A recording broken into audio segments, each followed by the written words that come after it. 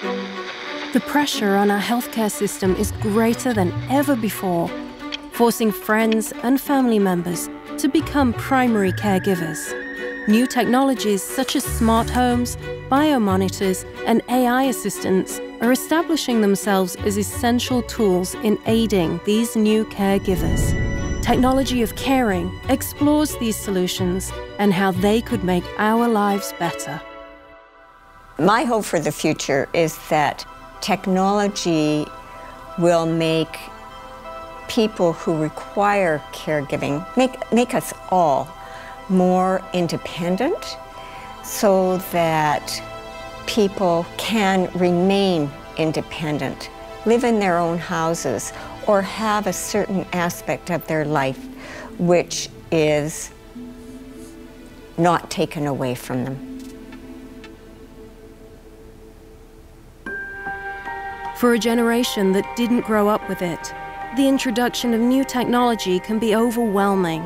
Understanding how technology is used is just the start, but it's a crucial step in learning what will work for you. We live in a world with high-tech options all around us, but how do we know what to use and who to go to for help? Less than a year ago, I had a health issue, which turned out to be a stroke, and I actually was hospitalized for a month. I couldn't have come home without assistance in the house. I was using a walker, so I was really reliant on someone else to care for me. I wasn't brave enough to use the technology that was there, so I really relied on my friends. And yes, I have 3 sons, and they did their best, but they all work. Those people who are not trained caregivers were thrust into a caregiving role.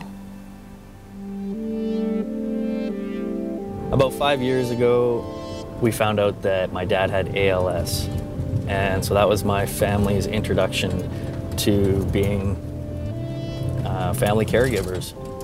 And things moved quite quickly with his illness. We learned a lot, but as things moved quickly, we were only able to kind of manage what we could, which made learning new technology virtually impossible in the moment.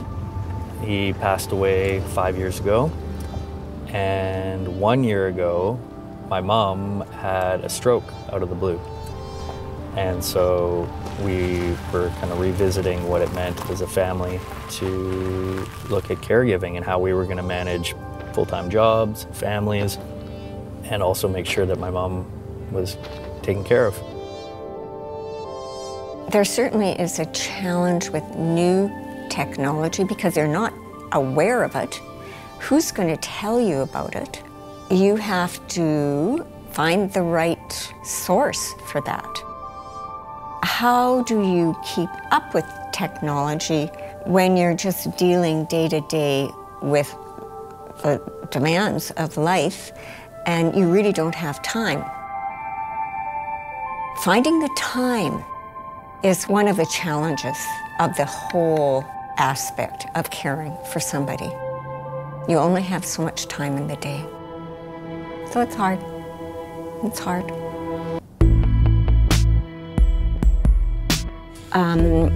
What do I need to do? So start as though you're going into it to check your email. This way it'll be easier to find. Okay. That L is you, so you're logged in. Me. Your mailbox is reached the side. They give you 1 gig of email storage. That's great. So that's totally useless. Yeah. And that's why you can't get email. For my mom, I'm the family tech support. That offers us a chance to spend time together, which is nice, but also allows me the opportunity to gauge where she's at with technology, what her comfort level is, and where we can explore new technology or what might just be too intimidating and complex. Where I see technology increasingly playing a role in supporting caregivers is around the concept that you can't scale human time like you can technologies or products. I think as we approach this impending caregiver cliff, healthcare systems are completely overburdened by the number of individuals who are aging and the increased care that they require. We're starting to see that burden being pushed onto families, onto friends, onto neighbors. And technology is an opportunity for those caregivers to claw back some of the time and ultimately allow somebody to live in their home for longer and safer.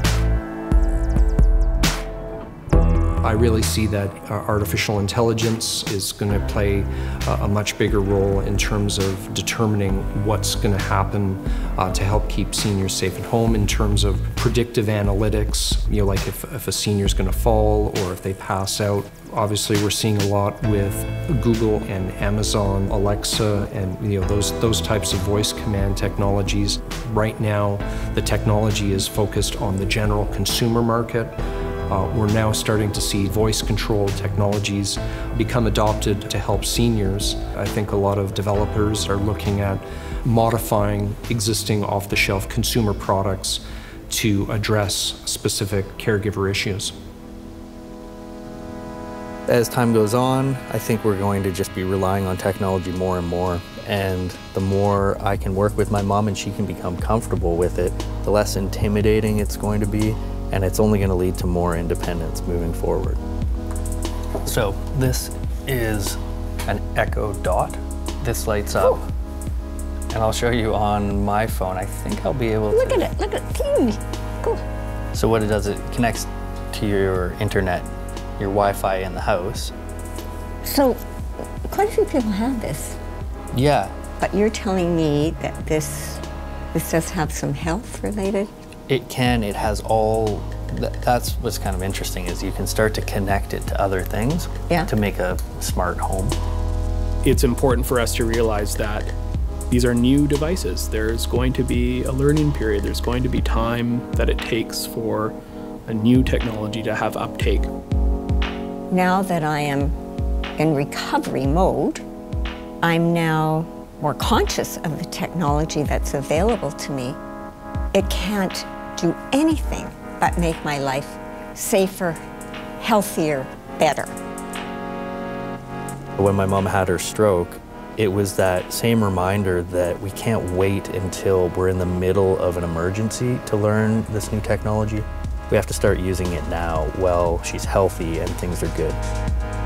I can already see my mom starting to get excited about seeing what's new, what's out there, sharing that with her friends, using the technology with each other.